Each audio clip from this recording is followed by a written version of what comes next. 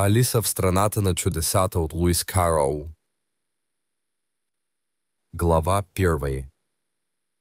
А надолу по заешката дупка Алис започваше да се уморява, да седи до сестра си на брега и да няма какво да прави. Веднъж или два пъти беше надникнала в книгата, която сестра й четеше, но в нея нямаше картинки или разговори. А каква полза за Алиса е една книга без картинки или разговори? Така че тя размишляваше колкото можеше за горещия ден, който я караше да се чувства много сънена и тъпа. Дали удоволствието да направиш венец от маргаритки ще си заслужава усилията да станеш и да ги набереш, когато изведнъж бял заек с розови очи мина близо покрай нея. Нямаше нищо толкова забележително в това, нито пък на Алис се стори чак толкова странно да чуе заека да си казва о, не, ще закъснея». Когато го обмисли по-късно, тя осъзна, че е трябвало да се зачуди на това, но в момента всичко изглеждаше съвсем естествено. Но когато заекът всъщност извади часовник от джоба на жилетката си, погледна го и после побърза нататък, Алис скочи на крака, защото внезапно и просветна, че никога не е виждала заек с джоб на жилетка или шапка, или часовник да се извади от нея. И горяща от любопитство, тя пресече полето, тичайки след него, и за щастие успя само на време да го види, как се гмурка в една голяма заешка дупка под живия плед. След малко Алиса тръгна по него, без да се замисли как ще излезе отново. Заешката дупка вървеше направо като тунел и после изведнъж се спусна надолу, толкова внезапно, че Алиса нямаше време да мисли за спирането, преди да разбере, че пада в много дълбок кладенец. Или кладенецът беше много дълбок, или тя падаше много бавно, защото имаше достатъчно време докато падаше, за да се огледа и да се чуди какво ще се случи след това. Първо, тя се опита да погледне надолу и да разбере към какво се приближава, но беше твърде тъмно, за да види нещо. Тогава тя погледна страните на кладенеца и забеляза, че те са пълни с шкафове и рафтове с книги. Тук-там тя видя карти и картини, окачени на куки. Тя свали един буркан от един от рафтовете, докато минаваше. Беше етикетиран като портокалов мармалад, но за нейно голямо разочарование беше празен. Тя не искаше да изпусне буркана от страх, че ще убие някого отдолу. Затова успя да го остави в един от шкафовете, докато падаше. Помисли си Алиса, след такова падане като това, няма да се притеснявам да падам по стълбите. Колко смела ще ме сметнат вкъщи. Аз не бих казал нищо за това. Дори и ако паднах от покрива, което беше много вероятно, надолу, ще има ли край това падане? Чудя се колко мили съм паднала досега, каза тя на глас. Сигурно съм някъде близо до центъра на земята. Кажете ми ако греша. Мисля, че това би било надолу 4000 мили. Защото вижте, Алиса беше научила няколко неща от този вид в уроците си в класната стая. И макар това да не беше много подходяща възможност да демонстрира знанията си, тъй като нямаше кой да я слуша, все пак беше добра практика да го повтори. Да, това е около правилното разстояние, но тогава се чудя на каква ширина или дължина съм попаднал. Алис нямаше представа какво е географска ширина или дължина, но мислеше, че това са важни думи. След малко започна отново. Чудя се дали ще падна чак през земята. Колко смешно ще бъде да изляза сред хората, които ходят с главата надолу. Антиподи, мисля. Тя беше доста доволна, че този път нямаше кой да я слуша, защото изобщо не звучеше правилната дума. Но ще трябва да ги попитам как се казва тази страна. Разбирате ли, моля ви, госпожо? Това Нова Зеландия или Австралия ли е? И тя се опита да направи реверанс, докато говореше. Лъскава количка, като се има предвид, че падаш през въздуха. Мислиш ли, че можеш да се справиш с нея? И каква невежа малка госпожица ще бъде тя, като ми благодари, че попитах. Не, никога няма да попитам. Може би ще го видя написано някъде долу.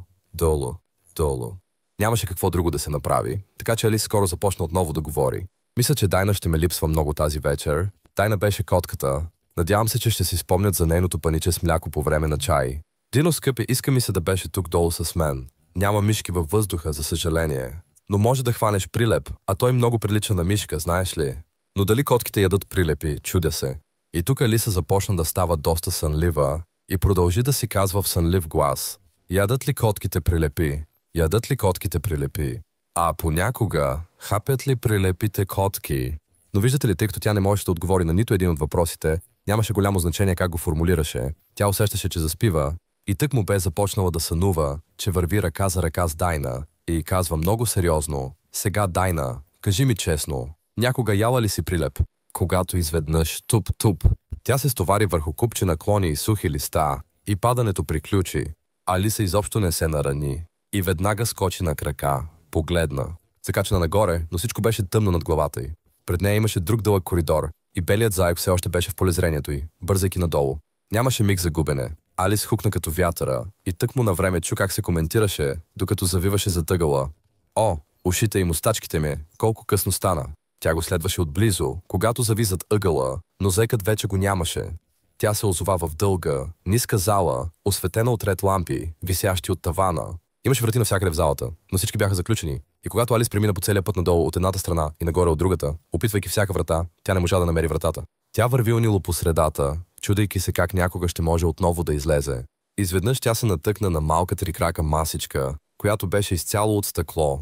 Нямаше нищо върху него, освен малък златен ключ. И първата мисъл на Алиса беше, че може би принадлежи на някоя от вратите на залата. Но уви, или ключалките бяха твърде големи, или ключът беше твърде малък, но така или иначе нито една не се отваряше. Въпреки това, при второто обикаляне тя попадна на ниска завеса, която не беше забелязала преди. И зад нея имаше малка врата, около 15 инча висока. Тя опита малкото златно ключе в ключалката и за нейна голяма радост то пасна. Алис отвори вратата и установи, че тя води в малък проход, не много по-голям от дупка на плъх. Тя коленичи и погледна по коридора, в най-прекрасната градина, която някога си виждал. Как и се искаше да излезе от този тъмен коридор и да се разхожда сред тези легла от ярки цветя и тези прохладни фонтани. Но не можеше дори главата си да провре през вратата.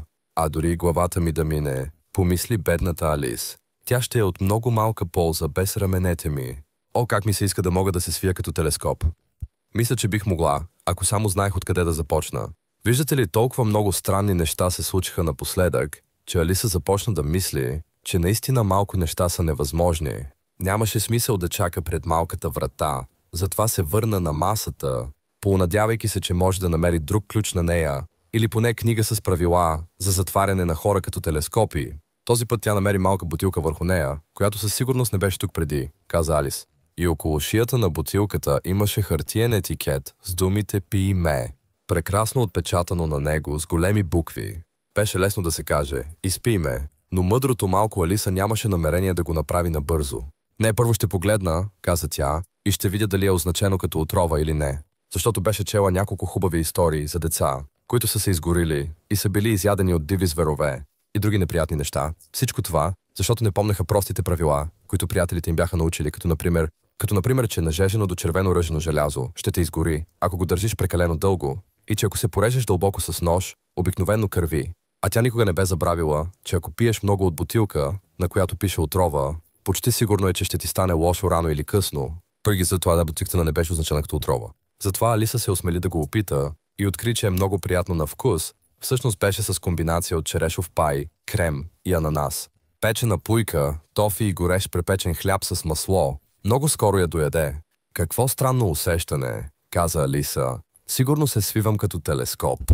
И така беше наистина, сега тя беше само 10 инча висока и лицето й се озари при мисълта, че сега е с правилните размери, за да премине през малката врата към прекрасната градина. Първо обаче, тя изчака няколко минути, за да види дали ще се смали още. Тя се почувства малко нервна за това, защото можеше, знаеш, каза си Алиса, да изчезна съвсем като свещ. Чуде се как ли бих изглеждала тогава. И тя се опита да си представи как изглежда пламъкът на свещ, след като свещта е изгасена. Защото не можеше да си спомни някога да е виждала такова нещо. След време, след като не се случи нищо повече, тя реши веднага да влезе в градината. Но, уви за бедната Алиса, когато стигна до вратата, установи, че е забравила малкия златен ключ. А когато се върна към масата за нея, тя откри, че не може да я достигне. Виждаше я съвсем ясно през стъклото и направи всичко възможно да се изкачи по единия от краката на масата. Но беше твърде хлъзгаво. И когато се измори от опитите, бедното малко създание седна и се разплака. Хайде, няма смисъл да плачеш така, каза си Алиса строго. Съветвам те да спреш незабавно. Обикновено си даваше много добри съвети, макар че рядко ги следваше, а понякога се мъмреше толкова строго, че й идваха сълзи на очи. И веднъж си спомни как се опитвала да си удари шамар, за това, че е измамила себе си в игра на крокет, която играела срещу себе си.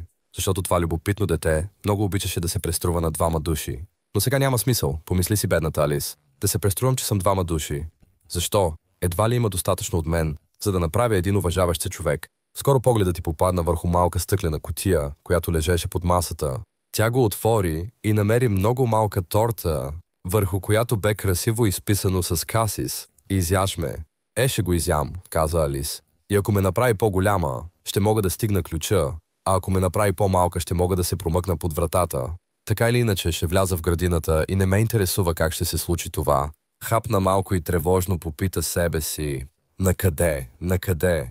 Държейки ръката си на върха на главата си, за да усети в коя посока расте, и беше доста изненадана да установи, че остава със същия размер. Разбира се, това обикновено се случва, когато човек яде торта, но Алис беше свикнала да очаква само странни неща да се случват. Че изглеждаше доста скучно и тъпо живота да продължава в общността на света. Така че тя се захвана за работа и много скоро приключи с тортата